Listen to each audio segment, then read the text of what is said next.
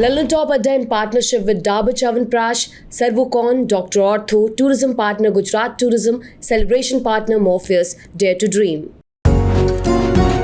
Doctor ortho, अब दर्द भी घुटने टेकेगा। पिछले 35 सालों से सर्वकॉम रखे सब कंट्रोल। जोरदार तालियों से स्वागत करिए पीयूष मिश्रा का।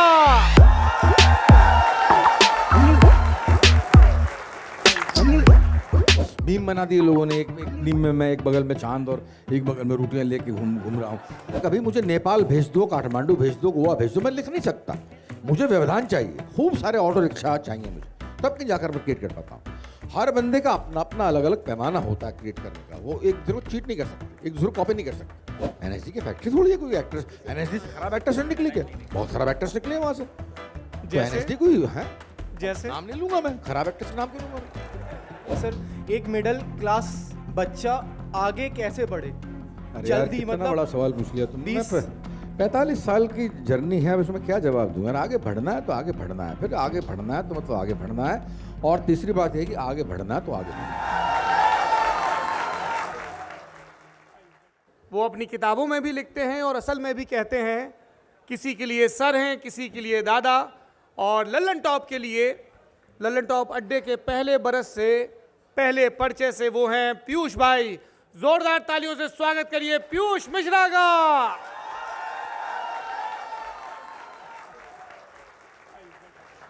इस बार एंकर कोई सवाल नहीं पूछेगा, सीधे ऑडियंस क्वेश्चन से शुरू करते हैं। अबे नहीं यार, पूछो ना, तुम ही लेते हो अधिकतर तो मेरी। हाँ, इसने ऐसी जो है मतलब ललन टॉप के इंटरव्यू में ऐसी बुरी स्थिति की है इसने, ऐसे से सवाल किए इसने जिनको मैं बिल्कुल नकार रहा था, और कोच के पूछे साले ने। मतलब मुझे बोलना पड़ा, बकना पड़ा मुझे।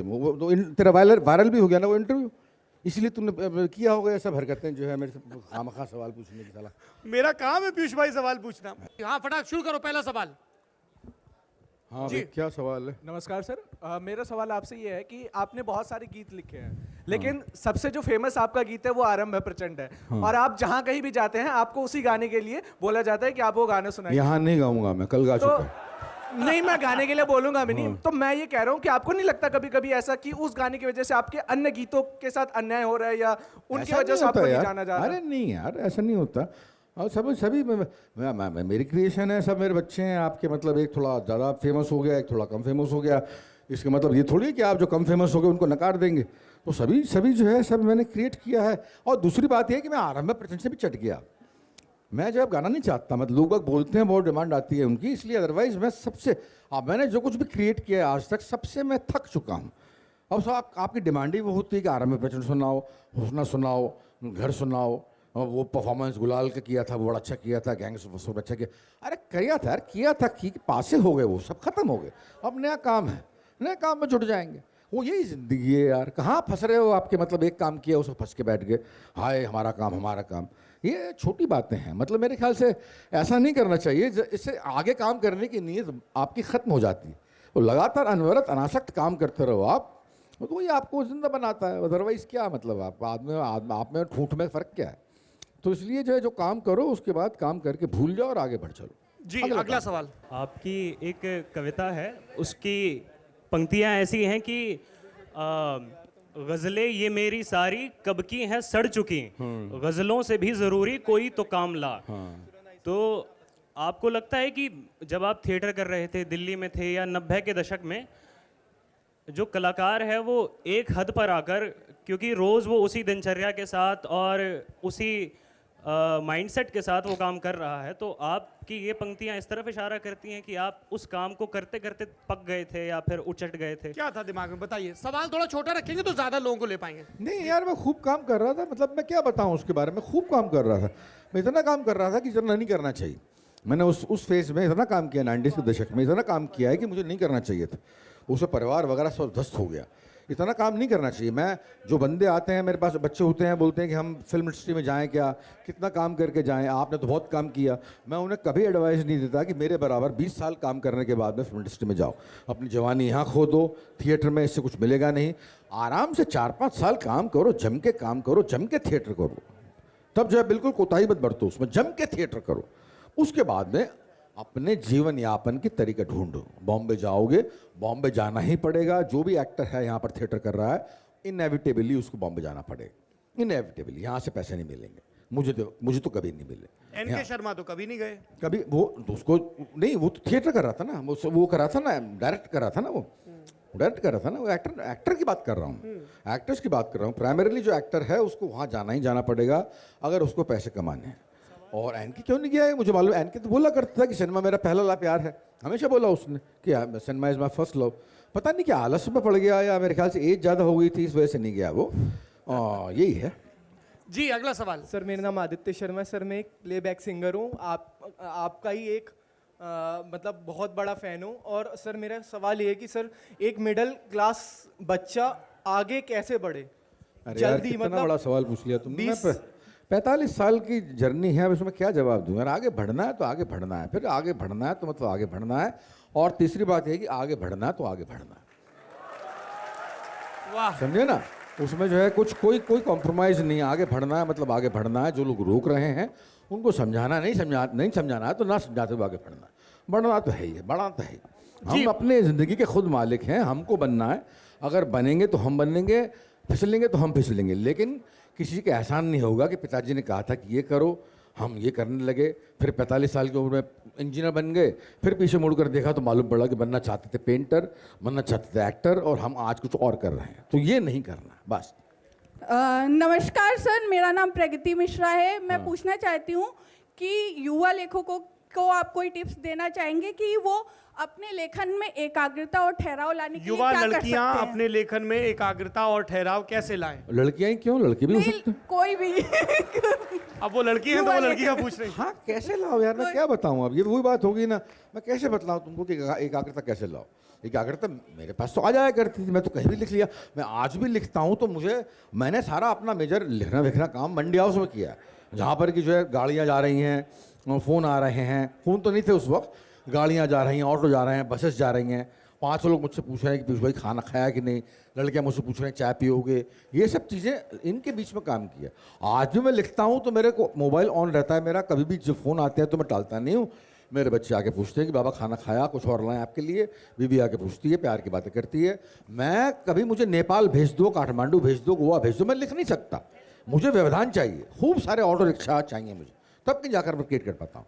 हर बंदे का अपना अपना अलग अलग पैमाना होता है क्रिएट करने का। वो एक दूसरे को चीट नहीं कर सकते, एक दूसरे को कॉपी नहीं कर सकते। तो वो ऐसे आ जाता है, ऐसे ही आता है। एकाग्रता मतलब ऐसी आती है, उसका कोई रॉकेट साइंस नहीं है। नमस्कार सर जी, पूछिए। मेरा नाम आयुष है। मेरा सवाल ये है कि जो कल आपके बैंड में कई सारे नए गाने थे जो रिलीज नहीं हुए हैं, वो रिलीज कब होने वाले हैं? हाँ यार, वो करेंगे, हम रिकॉर्ड कर रहे हैं बाकायदा। बहुत अच्छा सवाल है। हाँ, बाकायदा रिकॉर्ड कर रहे हैं, उनको रिलीज करने की कोशिश है पूरी की पूरी। अगला सवाल, हाँ आगे से जी पूछे। हेलो सर, मैं राजदा हूँ और मैं आपसे ये पूछना चाह रही हूँ, मैं स्टेज 1 पे से अभी आपको सुन के आ रही हूँ, तो ये हुस्ना आपका तस्वुर है या आपका एक्सपीरियंस? नहीं, एक्सपीरियंस नहीं है, प्ले का गाना है। तो पत्थर अनारा दे करके एक पाकिस्तानी ए हमीद करके राइटर हैं, उनकी स्टोरी थी, उस पर मैंने प्ले लिखा था, पत्थर अनारा दे। उसका एक गाना है। करते करते वो इतना बड़ा गाना बन गया है, पता नहीं कैसे बन गया, मुझे मालूम नहीं। सबको लगता है कि हुस्ना कहीं होगी, लाहौर गए होगी। मैं लाहौर में आज तक नहीं गया, मैं इस्लामाबाद के आगे नहीं गया। पाकिस्तान तो गए हैं आप? इस्लामाबाद गया हूँ मैं, इस्लामाबाद। हाँ, वहीं का वीज़ा था। उसके बाद कहीं जा नहीं सकता था मैं, तो वहाँ जाके आ गया। मन है लाहौर जाने का? अरे यार बिल्कुल, मेरी माँ की थी, मेरी माँ लाहौर की थी, मेरा बहुत मन है जाने का यार वहाँ पर। तो लाहौर तो कहते हैं ना, जिस लाहौर ने वेख्या वो जन्मा ही नहीं, मतलब हिंदुस्तान का पेरिस था कभी। सर नमस्ते sir, thank you Lallan top अड्डा का, मुझे ये मौका मिला सर। मैं तो सोचता था कभी सामने आपको देख ही नहीं पाऊंगा।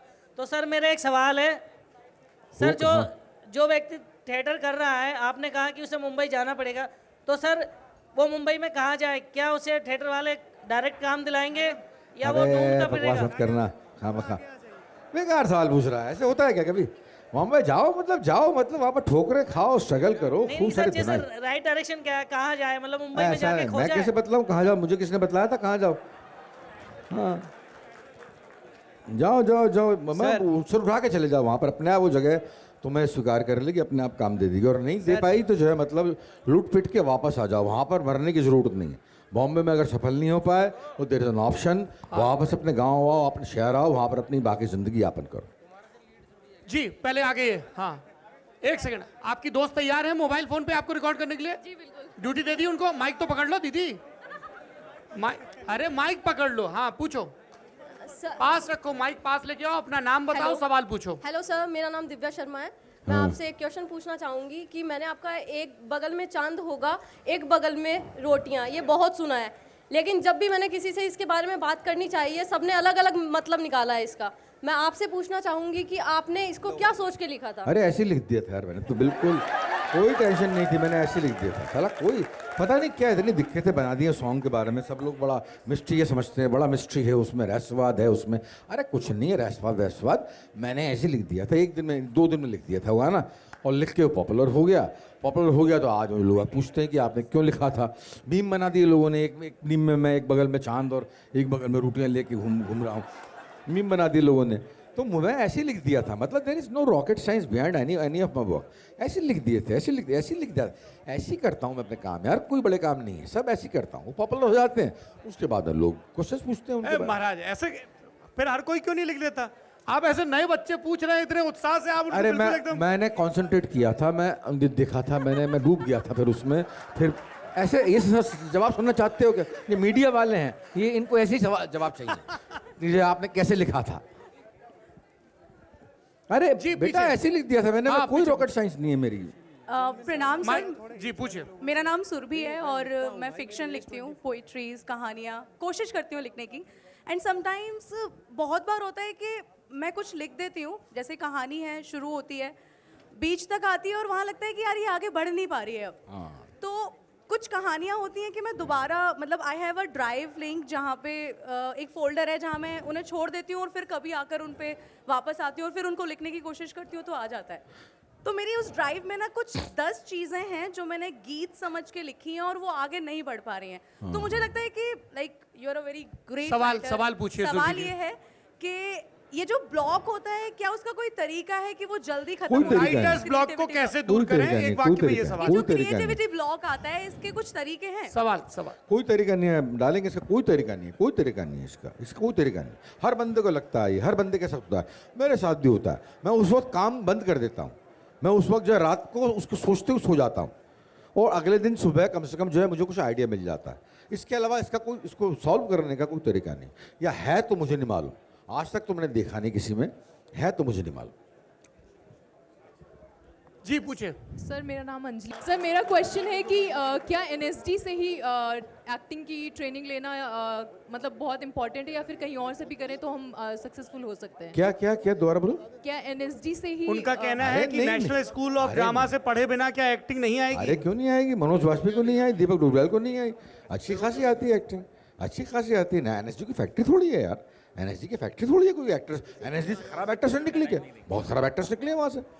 तो एनएसडी कोई है, जैसे नाम नहीं लूंगा मैं, खराब एक्टर्स का नाम क्यों लूंगा मैं? अरे तो हम कैसे आइडेंटिफाई करें कि खराब एक्टर? बहुत सारे एक्टर्स निकले हैं जो कैपेबल नहीं है, जो साबित नहीं कर पाए अपने आप को, आज गुमनामी में है वो। जी पीछे। हेलो सर, पीयूष साहब बहुत बहुत नमस्कार, आपको बहुत स्वागत है आपका। सर मैं जैसे गीत लिख रहा हूँ, क्या वो बॉलीवुड में इस तरह से गीत चल सकते हैं? उसका एक मुखड़ा मैं आपको सुना देता हूँ। तेरे गाल पर जो काला तिल है, मेरे होठों की वही तो मंजिल है, छुपाया है लटों में जिसे तूने, आया उसी पर तो मेरा दिल है, लाख छुपाओ तुम लटों में उसे छुपाओगे मेरी नजरों से कैसे? कहा था सर, आप पूरी गजल सुना रहे हो मुझे। नहीं सर, एक अंतरा और एक मुखड़ा, ज्यादा नहीं है। सर नहीं आई एम सॉरी। तो सर मुखड़ा ही सुन लीजिए। सुन लिया ना। तेरे गाल पर जो काला तिल है, मेरे होठों की वही तो मंजिल है, छुपाया है लटों में जिसे तूने, आया उसी पर तो मेरा दिल है। बहुत बढ़िया। माइक लीजिए इनसे। हाँ सॉरी, मैंने आपके लबों और आपके तिल से इस माइक की मंजिल को दूर कर दिया।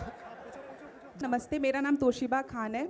सर अभी जो आपने बोला कि किसी को अगर कुछ बनना है तो मुंबई चले जाओ, अपना पूरा पोटेंशियल दे के लुट के चले आओ, तो इस पे मैं अपने फादर का बस सजेशन पूरी दुनिया को बताना ये चाहती हूँ कि मेरे फादर ने मुझसे कहा है कि बेटा अगर दुनिया में हर इंसान तुम्हारा साथ छोड़ दे, ऑल्दो तुम्हारे भाई भी तुम्हारा साथ छोड़ दे, फिर भी बेटा you have to start from zero. तो सर आप जिंदा दिल इंसान है। दूसरी चीज़, thank you so much. Hello sir. हाँ सर मेरा सवाल है, लखनऊ की सरजमीन से नमस्ते करता हूँ, नाम प्रांजल मिश्रा है। और सर मैं आज के डिजिटलाइजेशन में और गांव के सौंधेपन में जो गीतों का बखान आपने किया है, सवाल क्या सवाल पूछिए सवाल। सर उस सौंधेपन की याद आपको आती है या अभी क्या ख्याल है उस बारे में? ऐसा सवाल पूछ रहे हो, बस हो सर, गया, मैं समझ गया, मैं समझा देता हूं। सौंधेपन की बात कर रहा हूं, मैं तुम्हारा गाँव और संबित शहर। पात्रा बन जाता, रुक जाओ। कह रहे हैं कि आपको गांव, सौंधापन, वो सब याद आता है। आता है ना, क्यों गांव में रहा नहीं कभी, मैं शहर में रहा हूँ एक्चुअली। गांव से परिचय नहीं मैं रहा मेरा, तो शहर में रहा हूँ। ग्वालियर में जन्मा था मैं, तो वहाँ की गलियाँ याद आती हैं, टेम्पोज याद आते हैं, ऑटोज याद आते हैं, वहाँ की जगह याद आती हैं, वहाँ का खाना याद आता है, जाता हूँ, खाता हूँ, मस्ती करता हूँ। जी एक सेकंड रुकिए। हाँ मैम, आप ये सेकंड लास्ट सवाल, आगे से एक लास्ट सवाल। जी हेलो सर, मेरा नाम पिंकी सिंघानिया है। मेरी एक कज़न है जो आपकी तरह ही बहुत टैलेंटेड है, पर वो डॉक्टर की बेटी है, पढ़ने में भी बहुत अच्छी है, वो गाती भी है, पोइट भी लिखती है। उसके ऊपर क्लास 12 में बहुत प्रेशर हो गया कि तुम्हें मेडिकल या इंजीनियरिंग ही निकालना है, तो उसे बहुत ज़्यादा टेंशन रहा और इस कारण उसकी तबीयत ख़राब हो गई। देन उसने IIT भी नहीं निकाला और मेडिकल भी नहीं निकाला। और अभी वो CS कर रही है, पर वो बहुत अच्छी पोइट लिखती है, गाती बहुत अच्छा है। सवाल, तो मैं चाहती हूँ कि आप ये पॉइंट मुझे गाइड कर सकते कि कैसे मैं करियर आपकी तरह उसे काउंसलर याद पीयूष करूं। मिश्रा इस पर क्या कहेंगे, बताइए। नहीं, मैं आपको वो पसंद बहुत करती है, तो क्या आपका रहेगा कि मैं उसे बता सकूं कि वो कोई कैंसलिंग नहीं यार, बोलो उससे कि जो करना है वो करे, वो जो करना है। बहुत तकलीफें आएंगी, बड़ी बाधाएं आएंगी करने में, अपना जो मन का काम करने में बहुत दिक्कतें आती हैं, लेकिन करो यार, उसका कोई चरा जो मेरे से कोई। हाँ लास्ट क्वेश्चन। और सर मेरा नाम ब्रह्मानंद पांडे है, जैसे आप चंबल क्षेत्र से बिलोंग करते हैं और गैंग्स ऑफ वासेपुर की शूटिंग अब बिहार झारखंड में की है, तो दोनों में आपको क्या समानताएं, कल्चर में समानताएं आपको दिखती है? किसमें समानता है? क्या पूछ रहे हैं आपने वासेपुर वहाँ शूट की, वासेपुर वैसे वहाँ शूट नहीं हुई थी, मतलब वहाँ के कल्चर के बोल में उसकी रियलिटी वगैरह जो भी रहा। बिहार के कल्चर में और ग्वालियर चंबल संभाग के कल्चर में आपको क्या फर्क दिखता है? फर्क ही फर्क है यार, खूब फर्क है उसमें। ऐसा क्या है, मतलब भौगोलिक तौर पर, सोशो पॉलिटिकली बहुत फर्क है दोनों। चलिए बहुत बहुत शुक्रिया पीयूष भाई आपका, थैंक यू।